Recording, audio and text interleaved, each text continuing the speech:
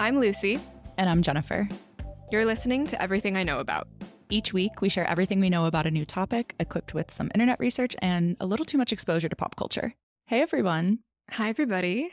So Lucy and I have been very intrigued with Reddit lately. We're building a business that kind of models their forum. So we've been on Reddit a lot, and we've had a lot of thoughts about some of the more interesting subreddits like Am I the Asshole? Relationship advice. It's just peering into other people's minds, getting opinions, even seeing facts and information that you would find on like more established websites you can find on Reddit. And it's become just a wealth of information. And Lucy found a very timely article lining up with all of our thoughts. Earlier this week, I saw this article from Vox about the Am I the Asshole subreddit. And the article was about this philosophy postdoc at the University of Pennsylvania asking questions about morality. And he and some co-authors just put out a big paper analyzing 369,000 posts and 11 million comments. Oh my God. From the Am I an Asshole subreddit. And they used AI and fed all of that information in. Yeah. Yeah, this like screams machine learning. But yeah, exactly. And tried to like understand what are the actual moral dilemmas that normal everyday people face outside of theoretical, philosophical debates that you might study in school. That's so fascinating. I love reading the Am I the Asshole subreddit. Okay, so you're a regular reader. Do you post or you're just a lurker?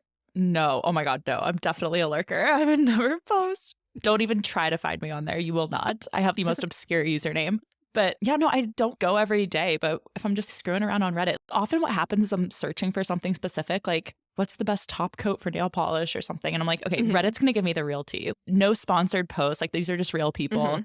But then I always get sucked into the front page of Reddit where somebody's asking about like details about their divorce, getting opinions from strangers on like the most intimate details of their lives. And you're like, oh my God, this is wild. So I always get sucked in. I was not a Reddit user, so I didn't even really know that this world existed until recently. My husband is big into Reddit. I did know that he would go to Reddit to like search for things. Like whenever we trip plan, I will look up places to eat, things to do from blogs, from Google, but he exclusively goes to Reddit, and I've never understood that. But even when I was doing research for this episode, and by research, I just mean pulling some posts because we're going to go through. We've each got some juicy ones that we'll go through and talk about our reactions and if we think this person is an asshole. But I was like deep in a rabbit hole. It is a view on psychology, understanding how people think. And even this idea of posting something, it's fascinating because I feel like a lot of times what I saw was the original poster will say, everybody in my life feels this way. And so I'm coming to the internet to get another opinion. Because most of the time people in their lives think they are the asshole. And then I was surprised to find that usually the consensus is they're behaving totally normally and not in an asshole way. Yes. Okay. I found the same thing. Like you rarely find one where people are like, no, you actually are the asshole. And there's even a little badge that's like asshole. There's someone is an asshole. And I was trying to look for those because I'm like, most of these are so valid. And it's almost just not even interesting after a while because you're like, wait, all of these are just people are being gaslit in their lives. But then you're like, all right, how much of this is just the way that they're telling the story and we're getting like 30% of the information? Yeah. And then, of course, there's definitely a vibe to a Reddit user. My fiance and I talk about this all the time because he's a huge Reddit user and he always likes lurking on relationship advice and dating advice. And whenever people have a problem in their relationship and go to Reddit for advice, all of the comments are always like, dump her ass, dump his ass, screw this relationship. Like they're not, it's very respect your boundaries and do what's right for you. Kind of like that more individualistic look on a lot of these problems, even the Am I the Asshole stuff. What it boils down to, what I've noticed is like, I'm setting up a boundary with people in my life. Am I the asshole for doing so? And all of the comments will be like, absolutely not. That person sounds unhinged. I don't know how you deal with that. And very rarely do you find somebody who's like, no, you're kind of an asshole. Yeah, that's so true. It's kind of surprising because you would expect that since people are anonymous on Reddit, that the conversation is going to be less PC. But honestly, a lot of the responses were almost like a therapist talking. Yeah. And I was like, wow, is this really what people think? I don't know. You always hear like, oh, well, when people are anonymous, they're going to be mean. They're going to be like trolls. And I found most comments to be quite respectful, actually. Totally. I think the way that Reddit is set up too as a social media kind of enforces that because you can see everybody's comments and posts. And people love to have the well, actually take on Reddit. They're like, well, actually, this is the facts. They're like, well, actually, I've gone back in your post history and you're actually a total bigot. And I see what you've posted before. So people like having a history of being well thought out. Yeah, like you get shamed if you give in to your baser instincts. Oh my God. Yeah. Yeah. And then you like delete their profiles. That's why you always see like the shitty comments that are completely downvoted. The username is always deleted because then people just start over. Oh my God. That's so funny. Yeah. I feel like the real assholes out there, the reason they're assholes is because they don't even realize they're assholes. So they would never be posting in this forum, like questioning and feeling guilty and asking people to judge them, you know? Yeah, totally. I've definitely found a few though that I'm like, this is interesting. So we'll talk about it. But what did Vox say? What was the conclusion of their research? So the Vox article I didn't actually think was that interesting because I feel like the takeaway of that article was just, well, people struggle with moral dilemmas, duh. But actually, when I looked at the paper that the philosopher that they quoted in this article actually wrote, there were actually some more interesting insights. So when they fed all of the posts into the AI, they found out the most frequently reported dilemma types. The first one, 44% of posts were what they term relational transgression. The definition of that is when a person is performing or seeking to perform a behavior that person B disapproves of in the context of a relationship. And I think their little examples are so funny. So that one is, am I the asshole? I'm going away for a few weeks in the summer and my girlfriend has got really upset over it. Which I'm like, yeah, I see that kind of thing all the time on these forums. Mm-hmm. The next most common is behavioral overreaction, which is in 35% of posts. And this one is even more funny. The example for this one is, am I the asshole for breaking my son's tablet? No. Which I can just imagine like an overwrought dad or mom throwing the freaking like toy thing, at the wall. And then, I can already anticipate the comments on these. Yeah. Like the mom just describing what happened. And then the comments being like, you were setting your boundary. You were frustrated. But you probably shouldn't throw things, but not the asshole. Right. Maybe get therapy, but not the asshole. Not the asshole. Yeah. The other part of the research I thought was interesting was they looked at what the responses to these posters were saying and if there's any commonalities between how we judge other people, whether we decided that they behaved correctly or incorrectly in their moral dilemma. Some of the things are not that surprising, such as if you're intentionally harming someone, that's looked at a lot more unfavorably than if you were causing unintentional harm. Yeah, obviously. Makes sense. Checks out. But the one that I thought was interesting was, in general, actions that a person does with perceived less intent, such as concealing information or an act of omission. And they define omission as failing to do the right thing versus intentionally doing the wrong thing. Or like underreacting, such as displaying too little of a desirable behavior versus overreacting, which is when you display too much of an undesirable behavior. That in general, things in this first category, I see them as kind of non-actions. Okay, I'm not lying, I'm just choosing not to tell the truth. People in general see this former category of non-actions as more socially acceptable. They judge them less harshly than they do when people are perceived with acting with more intent, even if the outcome is the same. Because if you're lying to someone versus concealing the truth, how different are those things? I wonder why that is. Yeah, I feel like it's that thing we were even talking about in the true crime episode. If you understand someone's state of mind and their intent, you're more likely to empathize with them. When they're explaining why, let's say, they concealed the truth about something, they're usually like, well, here's why I did it. This person's really fragile, or I didn't want to hurt their feelings or whatever. And there's a lot of justifications that you can use around that. Whereas if you're like, well, I deliberately lied to them about this thing, it just feels much more active versus passive. Totally. We've probably all had times in our lives where we're like, probably just better if I don't say this. It won't rock the boat as much. And we're like, okay, I get that. Yeah, but I'm excited to get into some of the ones that we picked and have a discussion because I tried to pick ones that to me were not very obvious who was right and who was wrong. Same. Yeah. A lot of these are just so obvious. It's not going to lead to an interesting discussion. So I really had to dig for ones. I was like, damn, I see nuance in this. Not that Reddit sees nuance in it, because again, all the comments are just echo chamber of you're not the asshole, but I did try to find a few. Okay, I'm going to read mine off first. And Lucy, I want to hear your thoughts before I give mine. Okay. So, am I the asshole for being truthful and admitting that I find my wife unattractive after her surgery? So, he says, my wife had plastic surgery recently. We discussed it and I was against it. It was not my decision and ultimately I had no say. She looks weird now. She had the fat sucked out of her face, lip fillers, a neck lift, and other stuff I don't really get. She gives me uncanny valley vibes now. It freaks me out. She's fully healed and wants to go back to normal, like me initiating sex, but I haven't done that as much as I used to. And when I do, I make sure there's very little light. Oh. It's been a few months and I kind of dread having to look at her. Obviously, she has noticed and she's been bugging me to tell her what's up. I kind of just try to dance around the truth. Eventually, she broke down and asked me if I was having an affair. I said I wasn't, and she looked through my phone and she kept digging. So finally, I told her the truth. I wasn't harsh or brutally honest. I just told her that her new face wasn't something I found attractive and that I was turned off. She asked if that's why all of the lights are turned off when we're intimate now, and I said yes. And she started crying and said that she needed some alone time and went to go stay with her sister.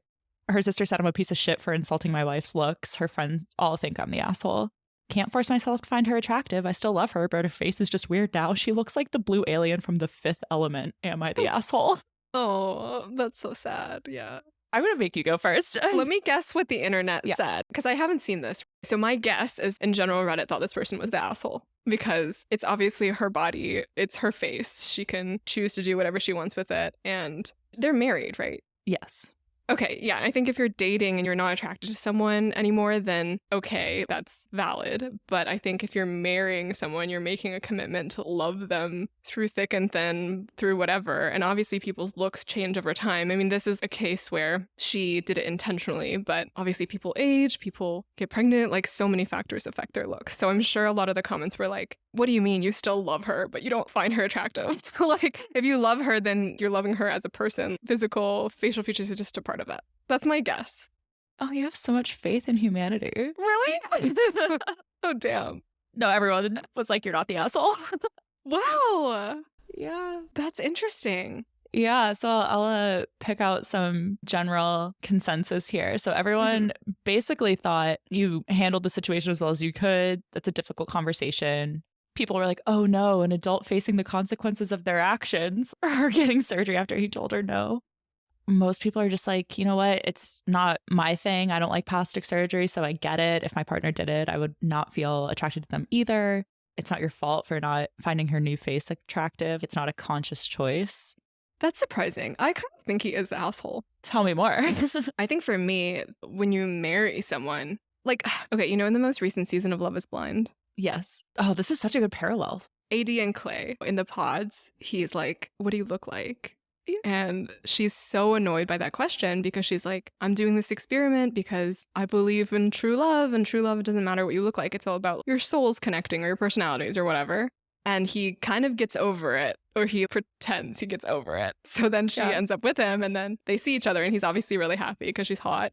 And then at the actual wedding, the first comment he makes is about her body as she's walking up the aisle. I don't remember that part. What did he say? She's literally walking down the aisle, like this is the first time he's seeing her in her wedding dress, and he's like, damn body, or something. And when I watched that, I was like, that's gross. I mean, it's great that you think she's hot, but like, why is that the first thing on your mind when you're marrying this person? To me, marriage is like another level of commitment where, yeah, of course, you're physically attracted to them. That's great. But like at 80 years old, her butt is not going to look the same. If that's like why you're into her, like you're doing this for the wrong reasons. You know what? I would be thrilled if my husband was like, buddy, yaddy, yaddy, when I was talking about that. Oh my God. No, I want my partner to think I'm hot, obviously. That's not the only thing, of course. But there's also like a difference between if something happens, like a thought experiment. What if you or your partner is in like a burn accident and you look completely disfigured? Are you going to still be with them? Yeah, of course. Yeah. Of course. What if it's less extreme and it's like, what if your partner gains a lot of weight post having a baby and they don't lose the baby weight for a while? Then what? I feel like that's a lot more controversial. I feel like in that situation, most people would be like, you're the asshole. Oh, I have a story about this. Okay, my mom had a very good friend who had a baby, and her husband was in the room when she had the baby, and he wouldn't sleep with her after. And they ended up getting a divorce, and he said, after seeing that, I'm not sexually attracted to you anymore. What the fuck? Yeah, that person's definitely the fucking asshole. That's the asshole. Crazy. Oh my God. That scarred me. I was like, oh my God, do I not want my partner to be in the room with me when that happens? Is that normal? Like, does that happen all the time? But I'm like, I wouldn't even want to be with that person if that ended up being the case. Yeah, no, I don't think your partner is that kind of person. That's crazy. But like, okay, just as, you know, like you were saying for the thought experiment. So this situation, right? Like it's different, obviously. It's not like she was pregnant. She made a choice to do plastic surgery. But the outcome of not being attracted to your partner anymore because of some sort of physical change is the same. So my question is, morally, is it more about the outcome being the same? Like, should you just love your spouse no matter what? Or is it the context and the situation really, really matters that much where like in one situation we're both, and I think the internet consensus would agree with us that like, okay, that person is very clearly the asshole. And yet in this situation, it seems most people are siding with the man saying he's not attracted to his wife anymore. That's super interesting because the outcome is the same, you're right. But I think it is part of the context. Like I saw comments, which I agreed with on Reddit, that were like, if you guys had a conversation about her plastic surgery before she did it and you made it clear that you didn't want her to do it and you liked her as she is, and she went ahead and did it anyway, you're breaking down trust and communication between you two. So like there's some intentionality in the Reddit case. So I think that does matter. If I had a partner that got to an extremely, extremely unhealthy weight, like 500 pounds or something, I'd be like, okay, I'm worried about your health at this point. And like, this is something that we can work on because I'm worried about you. Not that I'm going to leave you over it, but there's some personal choice involved here. Or like, maybe you need help on something and we can get you the help you need. So that is different than like you're an amputee or you got into an accident or like you just had a fucking baby and you lost some baby weight. Those are all things that are not intentional. Okay, so for you, the delineation is something that's completely within your control versus not. Yeah. And then there's also this element of how judgmental of a partner are you, though? For instance, I think self-expression is really important. If my partner decided that they were going to completely change their style, be like super alternative and like dye their hair blue and stuff now, I'd be fully supportive. I'd be like, hell yeah, express yourself. That's amazing. And I would dislike being with somebody who wouldn't want me to do that same style experimentation. Yeah. Which this is kind of interesting because it is sort of experimenting with your style in a bit. Plastic surgery can be a form of self-expression. Yeah. Oh my God, it's really on the line. Yeah, this is a good one because I actually do think it could go either way. My response to that person's comment would be like, okay, so you had a conversation and you disagreed. Great. It's not your face. She can take your opinion into consideration and still make her own decision. I also feel like people just view plastic surgery more negatively than like getting a tattoo or getting a piercing or maybe other forms of self-expression. Your partner also might not like that about you, but I feel like if someone was like, my girlfriend wants to dye her hair pink and I think that's so ugly and I told her no, that everyone would be like, what the fuck? She can dye her hair any color she wants. Yeah. Yeah, that's so true. I think part of this, though, is that plastic surgery has gotten like really extreme. And we've touched on this in a few episodes, but like, it's not, oh, you just get some Botox and like a little bit of lip filler. What he was describing and like he was responding to some comments in this, she went pretty extreme with it, apparently. Like the buccal fat removal is intense. That's what like Miley Cyrus did. And a lot of people aren't attracted to that. I actually talked to my fiance about this and he was like, yeah, I don't like that look. Please don't ever do that. So if I went ahead and did it and he was like, I don't like your face now, it's like, I already know how it's going to feel about that.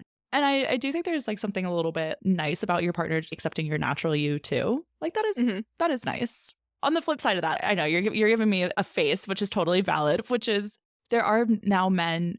This actually was on Love is Blind too. The last season, not this most recent, but the one before, where one of the girls came out when they met for the first time. She had a bunch of makeup on, obviously, because she's on TV and she's meeting her fiance for the first time.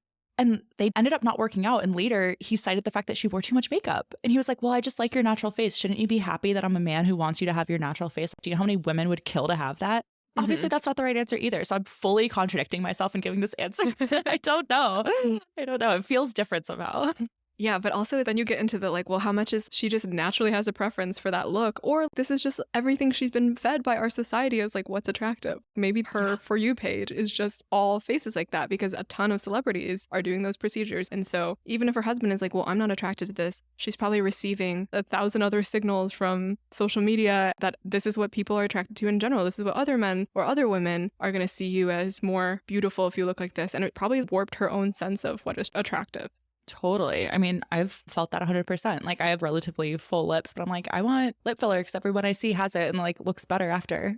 And every partner I've ever had is like, please don't do that. Please. Like, yeah. I want to. But totally. It's like, it's not about like what your partner thinks. It's about how you see yourself in the grander. Exactly. Yeah, I feel a lot of sympathy for her. Totally. No, that's sad. It feels like that's going to end that relationship. Because I don't know how you get over that. Yeah, I don't think you can. No, if you like know that your partner's not attracted to you, like that's over. Yeah, and those procedures, can you even take them back? I'm not saying she should want to like go back to her old face, but it sounds like she did something much more than just Botox or filler that could be dissolved. She fully went all in. I had to look up what the alien from Fifth Element looks like. It's really fucking funny. We'll have to put up a little image here. If that's what she looks like, I'm sorry, dude. I feel like that's such an exaggeration though, you know? Oh, I'm sure. Yeah. Wow. Okay. Well, I'm glad I found one that actually sparked discussion. So great. Good one. Let's hear yours. All right. Okay. So I have one kind of similar. Am I the asshole for telling my wife that she needs to seriously work on her mental and physical toughness? Holy shit, that was the second one I chose. Oh, really? Yeah. Okay, yeah, we're on Okay, the same amazing. wavelength. Yeah, Perfect.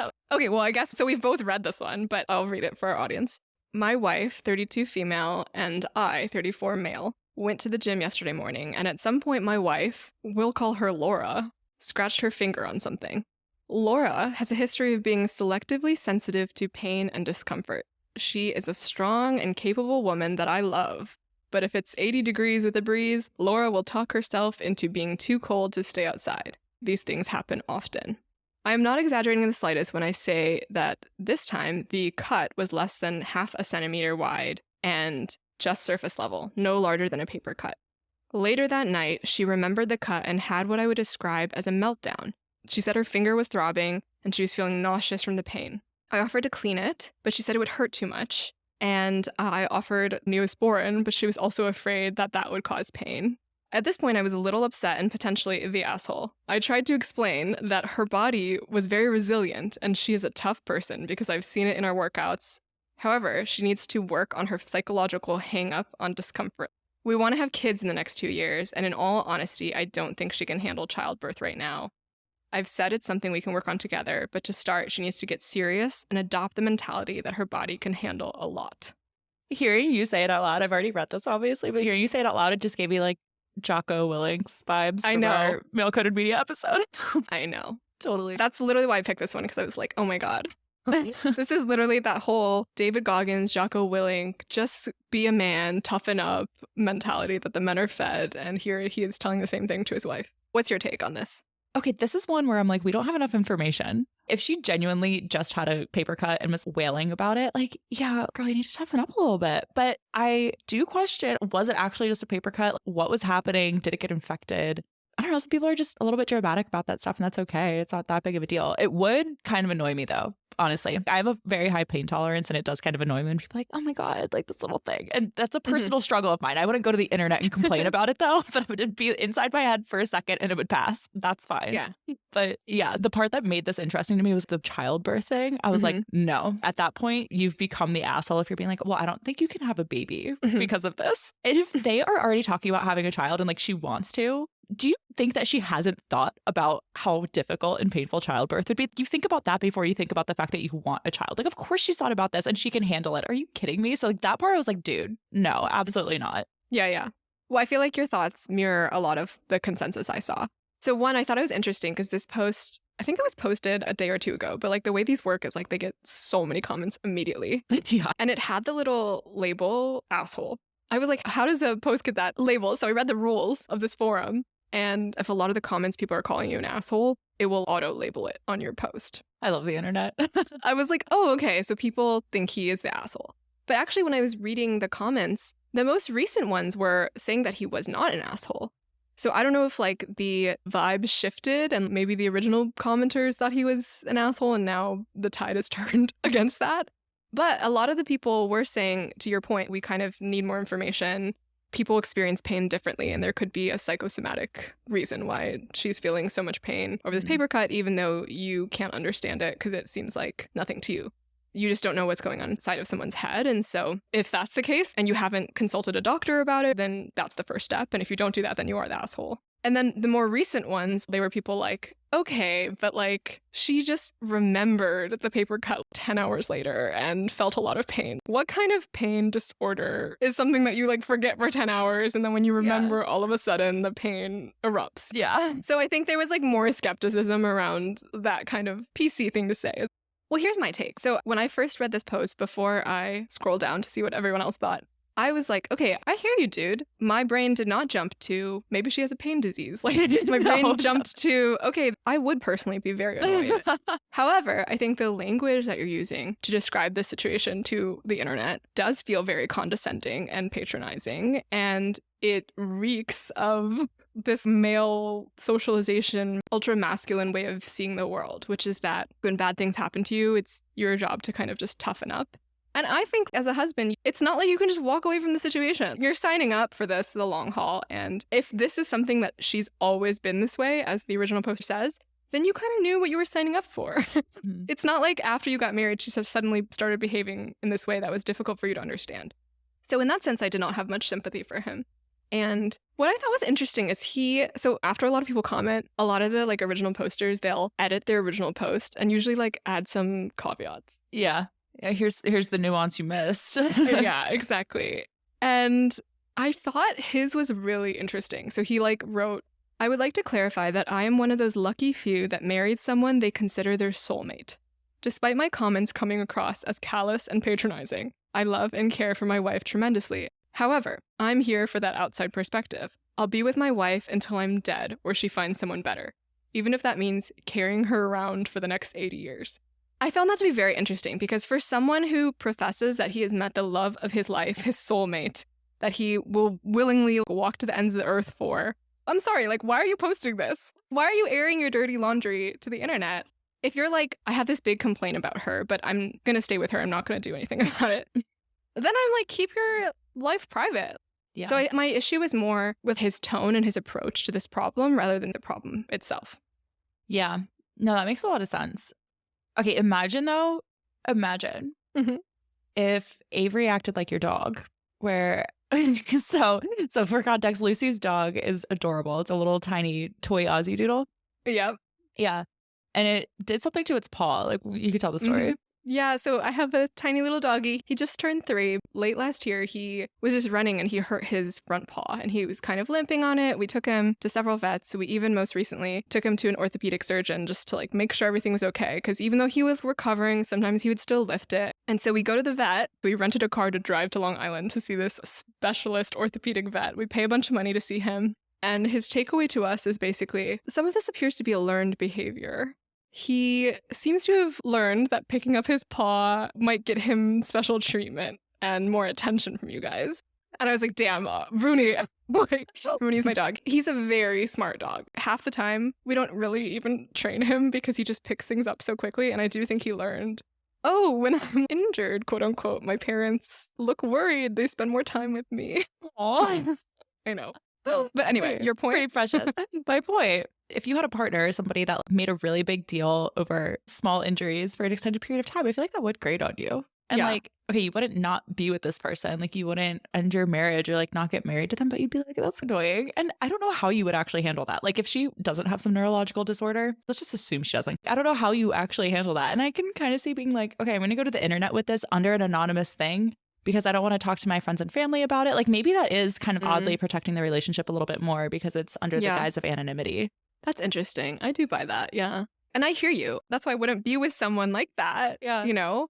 But I'm like, he knew. Like, he clearly was like, your qualities I enjoy outweigh this one. And I'm kind of in the camp of, I don't think people really change. So if you went in eyes wide open, which everyone should do before they marry someone, like they should know the person's strengths and weaknesses. And now you just expect this little quirk of hers that you kind of were annoyed by to go away. I think that was a mistake on your part. I think in general, people are the way they are. Especially, True. I mean, this couple, they're in their early 30s. So this isn't, oh, we got married when we were like 18 or early 20s. These are like adults that knew what they were signing up for. Yeah. Oh, that's tough though. That is a good debate one though, because I don't know how I would handle that. I knew what I was getting into, but damn, do I wish I didn't get into it that way. I mean, yeah, the divorce rate is 50%, right? So obviously, marriage doesn't work for everyone. God, well, I can't even give you one back because that was mine. All right, well, this is taking much longer than planned anyway, so we'll just do 3. All right, this is, oh wait, it just got removed. Oh, what? Wait, yeah. Okay, what was it about? It was called, Am I the Asshole for Leaving My Disabled Mom with No Caregivers After Giving Her 6 months notice? Wait, I read this one. Yeah, literally, it just got removed. Oh my God, you're right. It's been removed by the moderators? Wait, okay, it says this post violates Rule 7. There is no interpersonal conflict here for our community to make judgment about. Wait, that doesn't even make sense. It's all interpersonal conflict. I don't get that. Gets What hurt the- between her and her mom. I do have it still in this old tab that didn't disappear. Ooh, nice. And I haven't refreshed it, so I can still see it. Don't But- refresh. All right, so am I the asshole for leaving my disabled mom with no caregivers after giving her over 6 months notice? TLDR, I moved in with my disabled mom to get back on my feet after a divorce and caring for my 5-year-old and finishing school. Her disability has increased greatly and she can't care for herself. I told her 6 months before that I would move and provided her with a lot of information to help her. Now I'm moving in 2 weeks, nothing is set up, and she's scrambling to figure out what to do.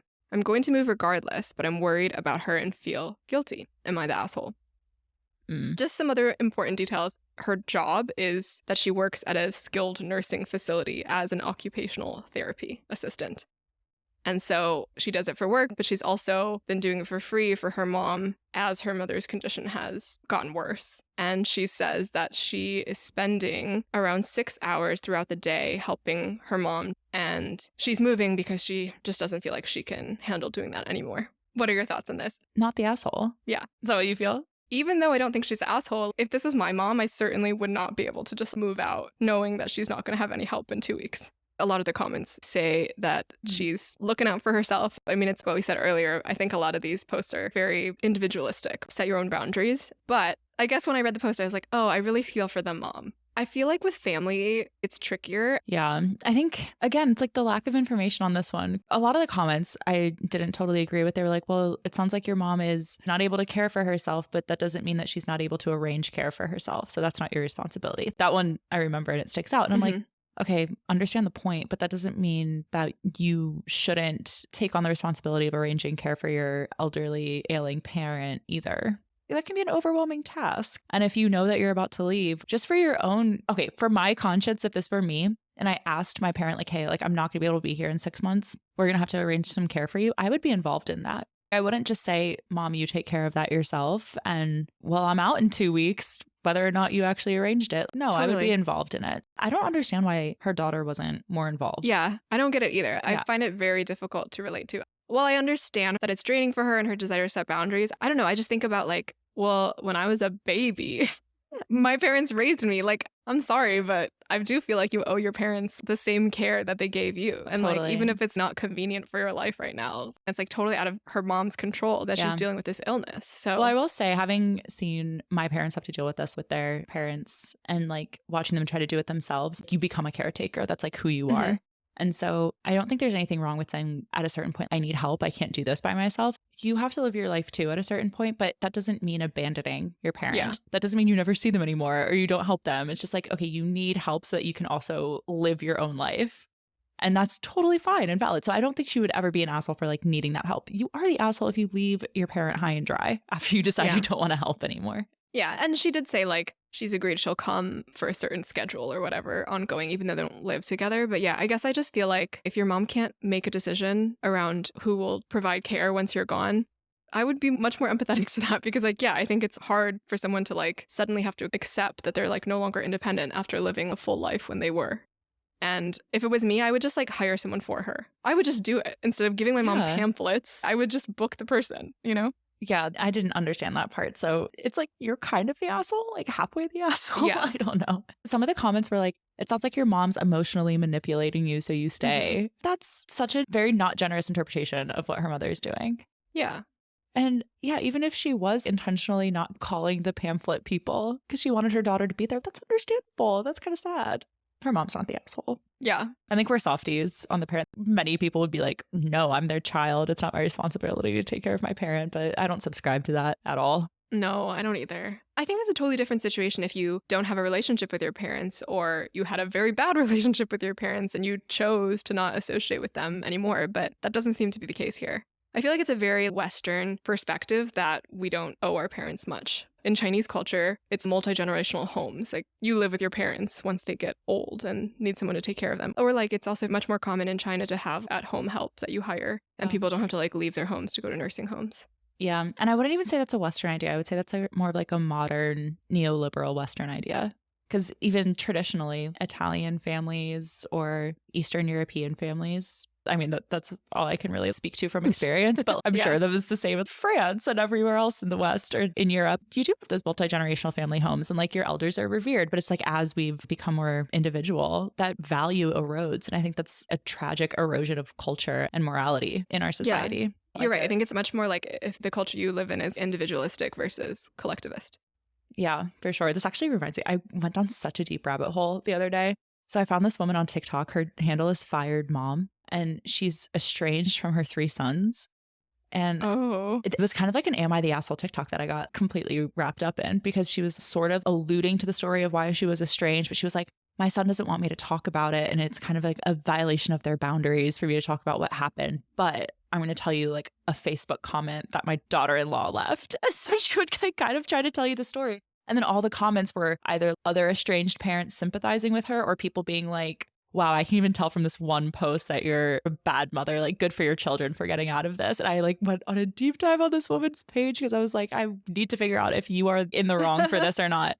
And there was so much discourse around now in our modern Western society being like, well, I don't owe my parents anything. And so like, even if my parents weren't abusive or I just had a tough childhood because my parents weren't as loving as I thought they needed to be. And like for my boundaries, I need to go no contact with them. And like my therapist says that's best for me. And so I'm just not going to talk to them anymore. And some parents are just left completely in the dark, have no relationship with their adult children, and they're devastated by it. They're like, we really don't know what we did wrong. Maybe we could have been more attentive when they were children, but like, I don't think it was that bad. And of course, you never know the real story, right? Like, you don't know what the child is going through. But I do think there are probably more cases now than ever where people are setting these boundaries you would have never set back in the day just because they felt they were like a little bit emotionally neglected. Well, so it's interesting because even this article that sparked this whole episode talked about how a popular philosophy is utilitarianism. And similar to the economic lens of looking at things, that's when humans should act based on what maximizes value for the most people. An example of that would be like, you should not only be concerned about feeding your own child, you should feed all children who are hungry. In practice, when you look at Am I the Asshole threads, people really don't behave that way. And I do think in collectivist cultures, utilitarianism is more of the philosophy where it's what benefits my community also benefits me. And like I am more prone to act in ways that maybe seem against my self-interest in the short term, but if they're going to help my community, that's a cultural value that's been drilled into me since I was really young. And I feel like in the US, especially now with younger generations, I think there's been a lot of trust lost. A lot of younger generations feel like they're inheriting a earth, a world ravaged by climate change, that previous generations didn't uphold their bargain of taking care of the world and taking care of them and giving them a fair fighting chance. And I think that disillusion has really led to this, no, I'm just going to do what's best for me. And like, I don't care what's good for society. Yeah, damn, that's pretty illuminating. I never thought of it that way. And I think you're right. Like, I'm even thinking of people who, this is probably going to sound like such a privileged example, but if you had an upper middle class upbringing and your parents refused to pay for your college, even though they had the money to, but they just chose not to save. And they're like, well, I worked through college and paid for my college. And then your kid is left with $300,000 worth of debt at the end. And you're like, well, the world I inherited was different from yours. And now we have this interpersonal conflict because you didn't take care of me. And like, I'm harmed by your generation's actions and we can't see eye to eye on this. And I think that's such a microcosm, right? But I do see what you mean, how that like starts to shift your understanding of things. It's like, well, my parents can't take care of me or I have to rely on myself. So why am I going to take care of everybody else now? Yeah, it's fascinating. But okay, you had said something earlier, which I didn't know, which is that going through these Am I the Asshole comments is a common thing that podcasts do. Or I don't know if they do it just for an episode or if they like have a whole podcast just about this. I'm sure we could find a whole podcast just about it. But there are even accounts on TikTok and Instagram too, where they're just reels of people talking about the Am I the Asshole posts or like confessions on Reddit where they're showing like Maze Runner as the video and then like people doing a voiceover, right? But yeah, I've like seen whole podcast episodes just discussing this. I was expecting it to be juicier than it was, honestly. Given that you told me that, I was like, oh, we're going to like go into these forums and it's going to be all of these really, really morally gray areas. But I was surprised that generally the internet seems to reach a consensus quite quickly on these cases. I was trying to understand the psyche of why people are so interested in covering this. I mean, I had fun doing it for one episode, but most of the ones I was reading, I was just like, oh, obvious. Yeah. Obvious who's the asshole, you know? I know. No, it does feel obvious. I mean, I'm not lurking enough to like know, but I assume there's ones that if you're on it all the time, you probably see relatively often, ones that are like kind of interesting. But the ones that are all like the top voted ones seem really cut and dry and they're just like wild stories or like ones that like people feel like they can chime in on. You know, obviously that's how the algorithm will work. Yeah, that's true. Actually, this morning I woke up. Do you read The Skim? I used to, but not anymore. Yeah, so it's a daily newsletter focused on millennial women as their target audience. But I read it every morning. It's the first thing I do when I wake up. And funnily enough, there was literally an article talking about a post that is going viral on Am I the Asshole? No way. Yeah. It linked to this article from People about this post. And I was like, wow, how perfect. We're doing an episode about this That's today. so funny. Wait, what was the post?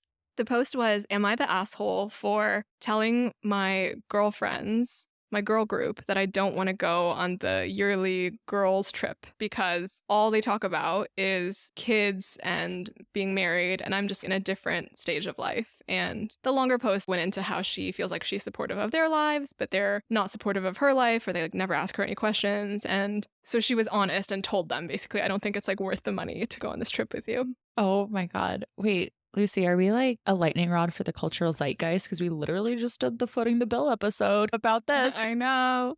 Damn. Okay, well, is she the asshole? What do you think? I don't think so, no. To me, I was like, that one's obvious too. I feel like most people are like, you're not the asshole. Friends grow apart and you have the ability to spend your money how you want to spend it, you know? Yeah. Yeah. So maybe it's not the moral ambiguity of it that's interesting. Maybe it's just interesting that we like know that other people are also struggling with the question too. Even though it's an obvious answer, like the fact that you're even asking it says, I don't know, is it? And then you get the validation from everyone that you're like, yeah, no, we also all think this way. Yeah, so maybe you're doing it not because you want to debate the philosophy, or you just want a lot of people to validate your perspective. It's like what we were saying at the beginning, where it's a lot of these people, I think they end up posting because they hear only one side from their friend group. And so they're seeking someone to agree with them. Exactly. It's that, but also like you assume that everyone's going to have a different opinion than you. Like, that's one of those ones that if that were me, I would be like, wow, people are going to think I'm an asshole for not wanting to talk about motherhood. But then like actually the general consensus is, no, you're not. So that's what makes it interesting. Like, that's obviously the reason why the person is posting. Yeah. And so all of these, everyone basically said you're not the asshole. Or like, if they did say they were the asshole, it's pretty obvious why. But like, what's interesting is the person even had to ask. Yeah, it's a way to like make yourself not feel guilty. Because like you think you're violating a social norm, but then when a whole bunch of people tell you you aren't, then all of a sudden you can feel good about yourself. Exactly. I think we hit it. I think we got to the root of it. We know why this subreddit has 16 million people in it. But like, actually, why did People magazine cover this post? I don't know. I mean, is People even a real news source? I don't know. I feel like they just cover whatever is popular. Wow, they're really scrounging for scraps here. I guess so are we. I can't even say that. We're covering it too. Yeah, but also it's so funny that this has now made it so into the mainstream that it's like in this newsletter that I read every single morning. Yeah. I wasn't even on Reddit prior to this, but when I saw that, I was like, oh yeah, I know what that is. It's like totally bled into the consciousness. If any of our listeners have an Am I the Asshole story, I'll debate it. We can debate your life. Let us know. Yeah. Email us at everythingiknowaboutpod@gmail.com. We do read our email. We do. Thanks, guys. All right. Thanks, guys. Bye. Bye.